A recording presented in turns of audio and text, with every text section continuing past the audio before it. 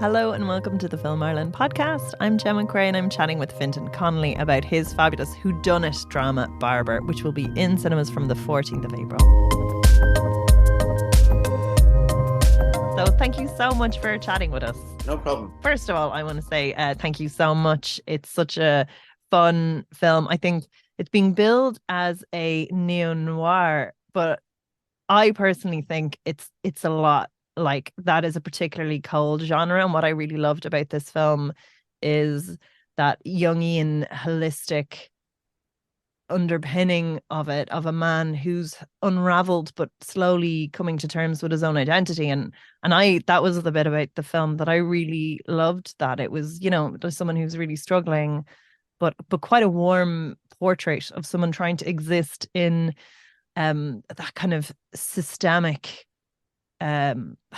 like issue filled world that's so tense, but someone who's not the usual like who kind of embodies that in some ways, but you know, like someone who actually does want to connect. And I think that's why it's different, and that for me is why this is not neo-noir, but I enjoyed it much more as a result of it. Like, it certainly had the elements, it certainly had the visual elements, it certainly had the structure, the, you know, the setting, the world, but I altogether more enjoyed it because I thought your lead Barber was such a more rich character.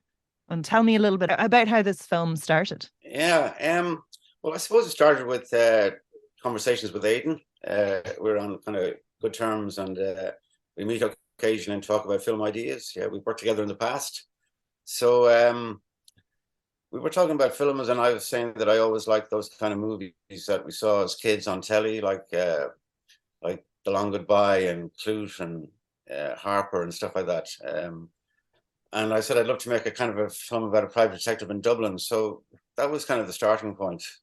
So we kind of came up with the name Val Barber, and I kind of did an outline, and then I'm working with Fiona Bergin, who's also the producer and the co-writer. She kind of sort of picked up the ball and did most of the screenplay. So it was just a kind of a fondness of those kind of movies, those kind of 70s kind of American films I would have seen as a kid. Also, my father was kind of a big Paul Newman fan, and so we've seen every one of his films. Like, and I remember seeing like The Drowning Pool particularly, and I thought that was a really good movie. Yeah, and then also then you saw reruns of things like The Rockford Files. So Barber. So the idea of a private detective in Dublin was really what appealed to me, because I don't think it really had been done. So that was really the starting point. And then we sort of hung the story around that, because obviously there's a kind of a mystery and there's a puzzle to be solved. But the thing I like about the kind of genre is that the character gets to meet quite a lot of different characters and move in a lot of different kind of worlds and situations. So, and I think you combine that with being in Dublin, and I think you had basically the bones of the film. So it came together quite quickly, actually. How much of it was like, even though it's a kind of classic sort of genre type, and you know, like there's that kind of formula of, you know, a clue leads to, and like another discussion leads to, like, I mean, that so much is very much so present, but there's so much of this that is sort of hinged on quite recent, and I think that's the modern feel of it as well. You have Barber himself, who I don't want to get too far into it or reveal too much, but who's, you know, a man who's sort of denying himself and living in like that old school Catholic shame, and the you have him, you know, existing in this kind of like hyper toxic masculinity world of like hierarchical within the guards, and that kind of controlled, quite misogynistic space in this post Me Too era as well. Like, you do tackle that quite well. And then I don't know, like even though it is quite a male-led film, it's very much so dealing with a lot of feminist issues, I think. Yeah, well, I mean, a lot of that would come down to Fiona's writing. From a sort of female perspective, I mean, a lot of the trope probably would be the kind of male loner and that. But you know, we decided that, you know, he's a family man and he's got his own private life. I mean, yeah, I mean, it got a good few layers, Barber, and that was the idea. Like, you're trying to tell a story about an interesting character, so we just built in a lot of stuff into it and said, what if he's this way or that way, and what if he's had this problem or that problem? So you have the kind of puzzle he's trying to solve, which is one aspect, but then you have his own kind of coming to terms with himself, which I think is part of the film, and then the relationship with his daughter and his sort of ex-wife and so on. Yeah. And I do think like how his identity presented in that world is something that's very interesting to watch because again, I think there's a desperation to reconnect with them and then there's all these kind of systemic things that are sort of in the way that he's working through and that he finds it difficult to connect with them. And I'm just wondering, when it comes to developing a character like him, is this something that you sit down with your writer and you have big long discussions with? Is this something that you kind of talk about and then play around with once it's on the page? Like, how do you kind of expand Yeah. a character like that? Yeah, well, like I said, out of the early conversations with Aidan, I had a kind of an idea of the character and a rough outline of the story. So working with Fiona, I mean, it involved a lot of talking, reading what she was writing, making notes, and eventually that came out then as the kind of first draft. And I went through a period of redrafting, but the whole thing seemed to happen quite quickly because, in terms of time, it was sort of around 2019, 2020 that we were writing it and developing it. And then we put it in for development money and we got that. And then COVID struck. And literally during that COVID time, we finessed the script and submitted it for production funding during that lockdown. So lo and behold, just as we came out of lockdown, we got the funding. So it all happened like during the lockdown. So, it was very interesting, but also very kind of cool. And then we started filming almost immediately because we only had the crew and the cast for about 3 weeks. So we had to kind of run and gun. So we were shooting then over 3 weeks in between lockdowns. In fact, the day we finished shooting, we went into a second lockdown. So the whole thing just was very strange and weird and wonderful. And it's very much so encapsulates, like, I mean, the COVID world, like I like one of the bits Sort that of, I yeah. enjoy. Yeah, like, and it's sort of, I think it will be a historic artifact in times to come when you'll be like, do you remember that? Or hopefully that will never happen again and we Yeah, will no, it's never a have to deal strange with it. one. Yeah. Yeah, no, I mean, it's not necessarily part of the story, but it is in the background, and we didn't try to disguise that because we were shooting on a low budget, so we were just filming where we could. But it was an eerie kind of place to be at the time. It was an eerie time. I think some people say, "Oh, don't talk about the COVID." People don't want to be reminded about it, but in a way, I think we all sort of are still a little shell shocked. Or I mean, there was an adjustment about what goes on in the world during that time. So the fact that we got to make a film during it, I think, yeah, maybe down the road it would be some kind of an artifact. But yeah, it's just another aspect of making a film, and I mean, it seemed like to go very quickly.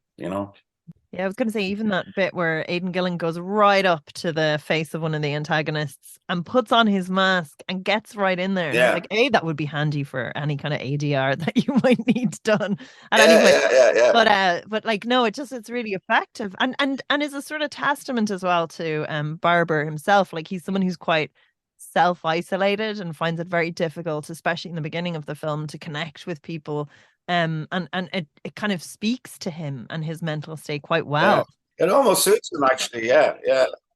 Yeah, now that you say that, yeah, it kind of seems to suit him, which is interesting. Yeah, and don't forget too, we were also making it in fairly strict kind of regulations. So we were all masked up, we were all social distancing, we were being tested regularly. We had a medic on the set, so that added another kind of air to it. But again, that also kind of made us quite tight as a team, and we moved around fairly quickly. Which was good for a film. We were quite mobile. So we got to shoot all over the city. So the energy on the set was very good and just unique to that time. I don't know if we could recreate it again. I mean, most sets are much more quite social and hardworking, but it was a one-off kind of event, I think, for me. One of the things that probably made it much easier to shoot on the streets because you again, it's a love letter to Dublin in so many ways. I love watching the, how you capture the city, and how it can be quite beautiful and quite threatening, and Sure. and that different energy of it. I think that's as much a character in this Oh yeah. as any of the leads. So like, did you find the empty streets, the more kind of suitable for shooting?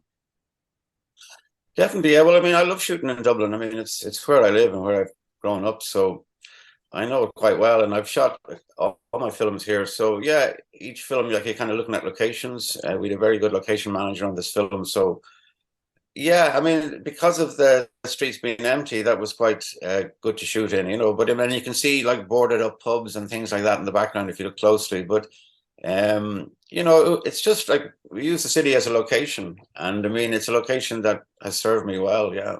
And also, I mean, it's a city that also looks great at nighttime. And with the cameras these days and the lenses you have, you can shoot almost in semi-darkness, which is interesting, you know.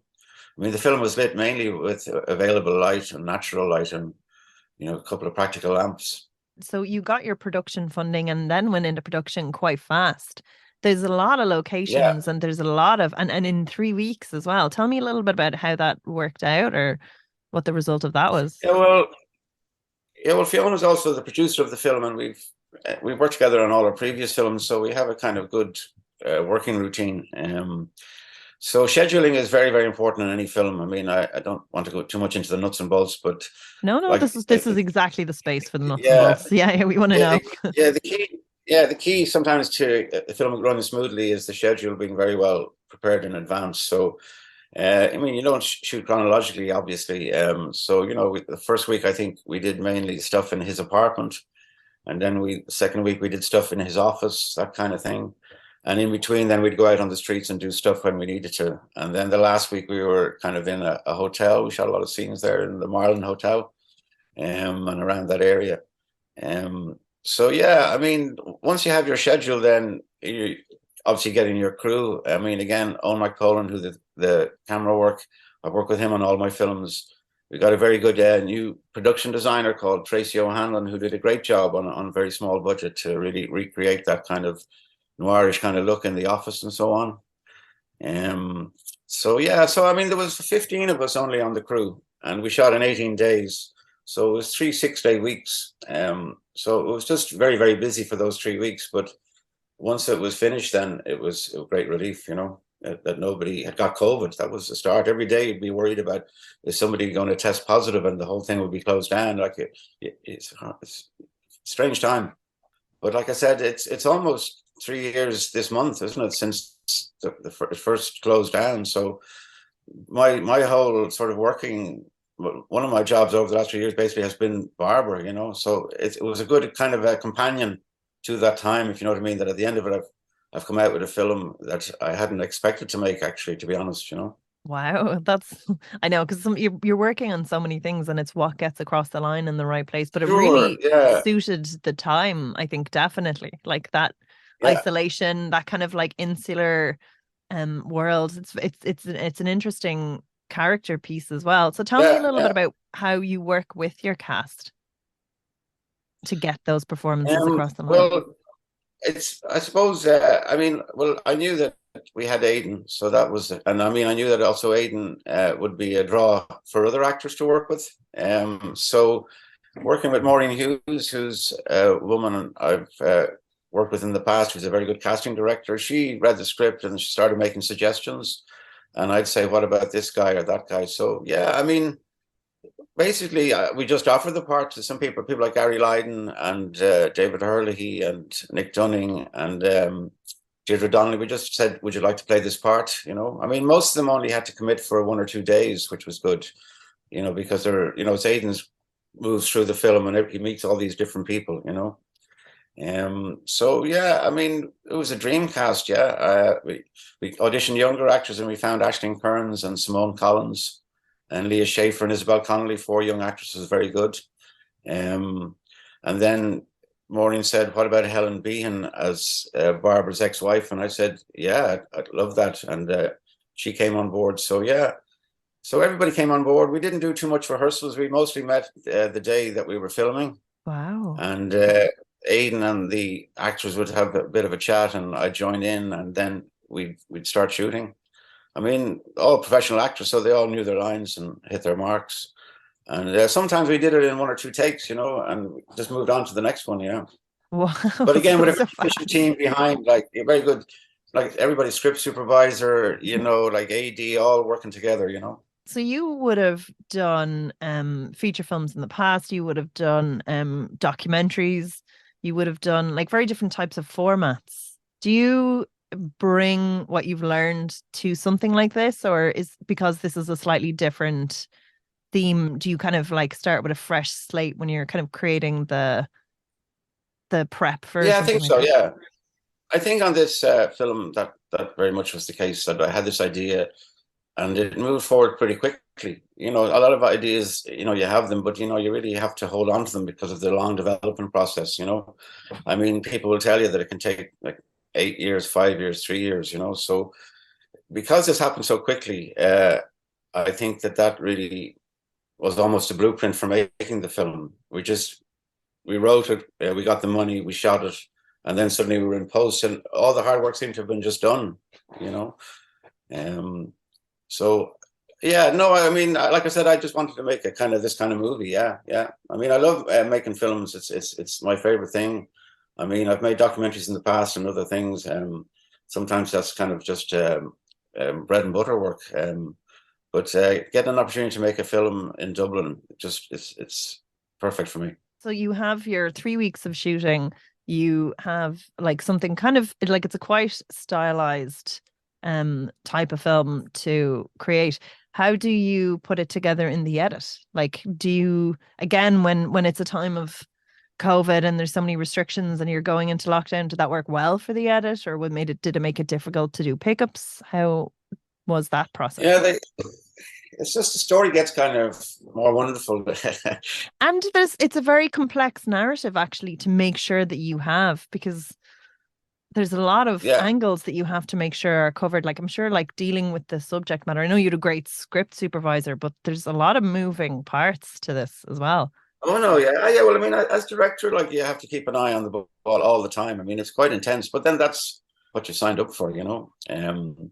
But in terms of the editing, that was quite interesting because of COVID. Then suddenly, I mean, I had no intention of sort of starting editing the next day after finishing. The whole thing was to get it in the can. So once we got it in the can, then we could sort of chill out and work out the next bit. So it so happened that there was an editor I was interested in, and I contacted their agent. Um, and they weren't available, but their agent said, we have some other people on our books who aren't doing anything at the moment. If you'd like to have a look at their resume and show reel and that. So lo and behold, there was a guy called Nicholas the Thwart who has had quite an impressive resume with like basically Hollywood movies like Stoker and Wolverine. He's now editing Avatar 3.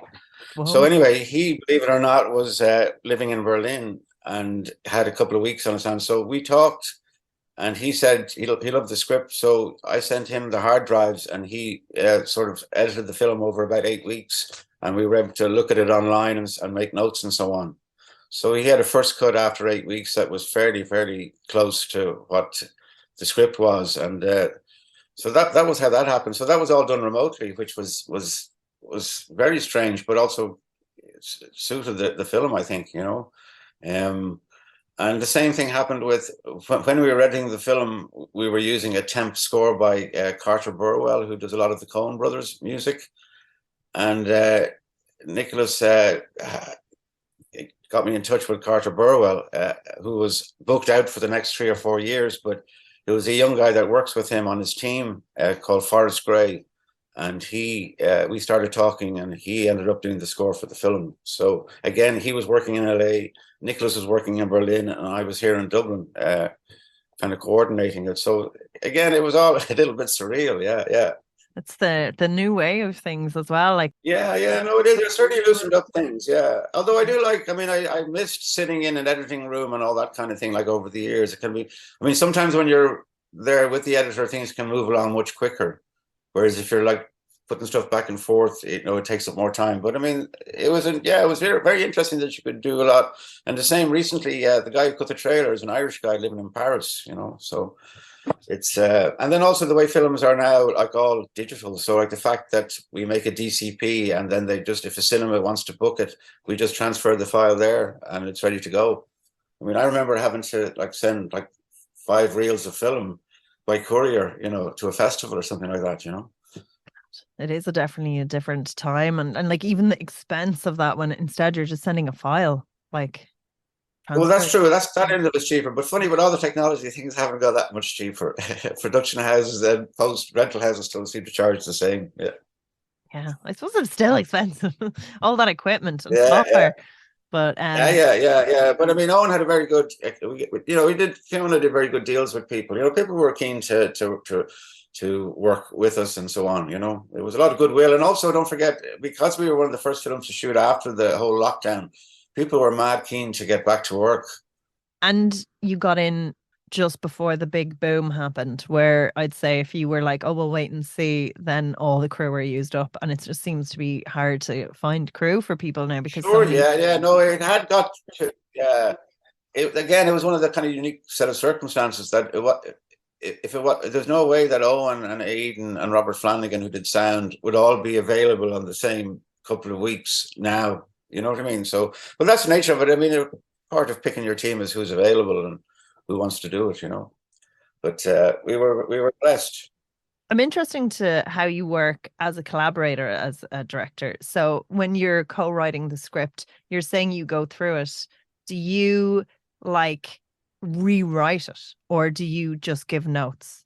Would you have a strong No, vision not really. and No, try and nudge it in a different direction, or are you like, actually, why don't we question these things? I'm just in, and again, the same with how you work with your cinematographer.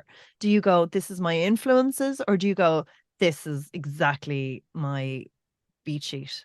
Like, how do you find, what do you yeah. find works Well, best? they're two different things. But yeah, working with Fiona was quite straightforward insofar as we'd be reading stuff and giving notes, but we both saw the kind of screenplay as a kind of blueprint for the film. So once we were happy with the general structure and that this was going to happen, these were the scenes, when we went onto the set then and working with the crew and cinematographer and so on, little things kind of improved or some things were shortened, But I mean, I think we used most of the scenes. I think we only lost 2 or 3 scenes in the edit for one reason or another, So, and in terms of working with Owen McPole and the crew, I mean, sometimes we just watch a couple of movies beforehand that would be like a few like those films I mentioned, like American 70s movies, and maybe Owen would say, "Hey, what about this Hong Kong detective movie?" And we'd look at that. So yeah, I mean, it's quite a straightforward kind of relationship. I mean, he's a really good cameraman, and he always likes things really well. And I mean, I'm walking around with it, it's good these days as a director, you've got a little kind of a monitor that it's not attached to anything, so you can walk around looking at everything, even if they're all busy over there. I found that very useful, I must say. So you can see everything that's been shot exactly as it's been shot and set up, and you can just say, well, actually, no, could you just maybe move it to the left or the right or whatever, or maybe a bit wider. Was there anything maybe that didn't quite work out for COVID or fiscal reasons or anything like that, that any darlings that you had to kill along the way? I can't think of any. No, not really. No, I mean, things only improved. Yeah, things improved. Yeah. No, sometimes you have a scene that might be just a little bit too long. You might have someone coming in the door and sitting down. So really, you could just cut them sitting down. You know what I mean? You're trying to keep the pace going. So anything you'd lose would be just because it might slow down the kind of what you think is the pace of the film. Because that's one of the things that I think that Nicholas brought to the project and the editing, was that it's really kind of moves along quite nicely, I think. One of the things that you definitely don't shy away from is that systemic corruption. Like, I mean, there's so much truth to that we have seen in society within the Guard of Síochána and the whistleblowers and stuff like that. Like, how much of that is sort of taken from what you heard, or is it just an Irish interpretation of, like what's happening around the globe and in these sorts of organizations? Did you do much research into that, or was that just something that you're like, look, I'm just gonna go into it for the sake of the story? No, myself and Fiona just thought it was a good part of the story. Yeah, I mean, it's just sort of black and white, really. Yeah, I mean, you need kind of an antagonist for the character, and I mean, the fact that he's an ex-guard, I thought it was quite interesting to the character. But yeah, I mean, it's the story, really. Yeah, the same with the actual story of the missing girl. They're kind of taken a little bit from the headlines. Yeah, yeah. I don't want to give too much away, but there's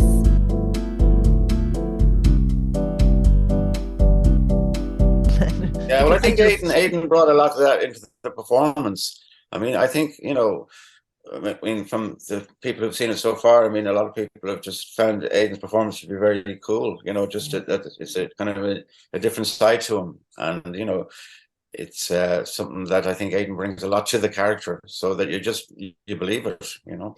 And there is that conflicted relationship that he has in the film. But I do think, I think that especially the thing that Aidan really brings is a chemistry. So he has the love interest with his daughter. There's a real awkward kindness, a kind of blundering, like ignorance, but well-meaning. That's very truthful. And then there's kind of like this exhausted fondness for his ex-wife. And I'm like that chemistry that's there. So you're saying everyone just showed up on set and that was just there.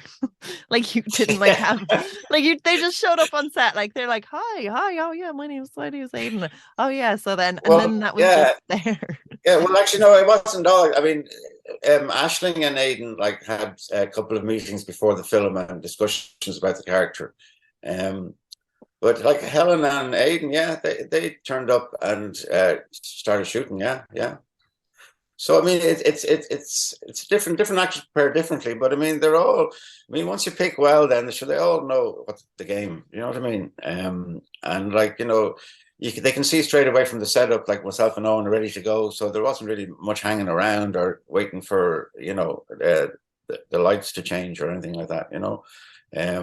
Some people were surprised that we didn't do a lot of rehearsal or whatever. But sometimes you shoot the rehearsal because it's all once the camera turns over, it's whatever happens in front of the camera is important. It doesn't matter how you got there or whether you were rehearsing for ages or whether you met 2 minutes before. You know what I mean? So that's what I love about it. Yeah. Was it sort of sad, like again, to have a project get through the kind of mill and be out there so quickly? Oops. Yeah. It must be very satisfying to have something, because again, like there's so much working and there's so much moving parts and securing funding. Was it just Screen Ireland funded, or did you guys have to kind of rally around for extra co-pro money or anything from other places? Yeah, no, it was Screen Ireland Fund. I mean, it was done under the micro budget scheme, which is only used occasionally, but we thought it was enough to do the film. And Leslie McKim, who worked in Screen Ireland at the time, gave it the green light. So I think that the budget, yeah, we also we got a kind of a small amount from RTE up front as well for the TV rights, but that was it. Just Screen Ireland and RTE, and that was enough to shoot it. That's amazing. Yeah, Like it that is. is Yeah, and I mean, amazing to have something of but that that's why we caliber. zoned in on the low budget model, because if we were to go the traditional route, we'd probably still be developing it. Because once you go outside of, to Ireland to get money abroad, I mean, that takes co-producers. It all takes time, which is fine for certain types of film. But this film, I think, benefit from being able to go into production quickly, and that's what happened. Yeah, I mean, we were lucky. Yeah, like I said, it was good that Leslie backed us. Because there's so many issues sort of tackled in the film. So has it played festivals so far? Like, has it kind of been seen by a couple of people? Because there's a lot No, of we've only issues. started there. Yeah, the premiere was just there recently at the Dublin Film Festival, which was that was the first time. Well, it wasn't the first time I saw it on the big screen. I'd seen it the week before on my own and that, but seeing it with an audience, it was really a big relief. Actually, it was a really good night. But myself and Fiona were, delighted with the response. So, and like I say, Clarence have picked it up now, and it's going out next what Friday week, the 14th of April. 14th, yeah. So that's and they gave me a list of cinemas there. It's about a dozen cinemas around the country, including some of the multiplexes. So for me, that's just, all gravy, really. It's just great that people will see it. So I'll await their response. I mean, I know that some people are going to hate it, but other people are going to like it. And is there anything now that that you've kind of completed this that you have a hunger to go into? Is there any sort of field or genre that you're like, actually, I'd love to do a version with that? Yeah, of course. Yeah, yeah. I mean, there's a couple of ideas percolating at the moment. Yeah, yeah. But I don't want to kind of say too Jinx much it. about them. But yeah, I mean, I definitely wanted to do a road movie for a long time. So that's one anyway that I'd like to look at. People don't think that there's road movies in Ireland, but even going from Dublin to Port Arlington could be a road movie. Do you know what I mean? Yeah, it's the same with private detectives. Like I knew that people think, oh well, you don't really have private detectives here, and they can't carry a gun or anything like that, which I appreciate. But there are plenty of private detectives operating in Ireland on different things. Yeah, they're mostly insurance, as Aidan says himself in the film. Yeah, It's yeah. mostly just Wives insurance doing work. the dirty. Yeah, Gary Lydon has that line. Yeah, wives doing the dirty. that's it. That's all. Okay, well, thank you so much for chatting with us. Yeah, That's yeah. great. Okay then. So Thanks a million.